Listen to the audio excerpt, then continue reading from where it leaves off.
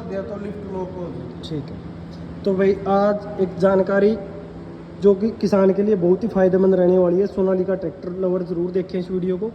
जैसे अगर आप इसको पूरा खोल दोगे, ये जो बटन आप देख रहे हो जिसको मैं घुमा रहा हूँ, तो लिफ्ट है जो पूरा इसको जब खोल दोगे तो लिफ्ट लॉक हो जाएगी, लिफ्ट ना ऊपर जाएगी ना नीचे। अगर इसको आप टाइट करोगे, जितना आप इसको टाइट करोगे, जैसे फुल टाइट कर दिया, तो लिफ्ट बहुत जल्दी ट्रैक्टर चकेगा, बहुत जल्दी गिराएगा, उठाएगा और गिराएगा। अगर आप नॉर्मल सी स्पीड लेना चाहते हो तो इसको नॉर्मल सा खोलो, जिसे आराम से उठाएगा, आराम से गिराएगा। अगर बहुत ज़्यादा जल्दी आपको उठाने और गिराने की मतलब लिफ्ट को, तो आप इसको पूरा टाइट कर दो।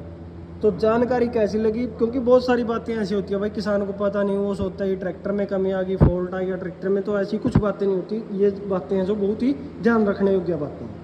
तो कैसी लगी जानकारी कमेंट के माध्यम से ज़रूर बताएं। अगर वीडियो आपको अच्छी लगती है तो लाइक करें, शेयर करें। जय जवान जय किसान।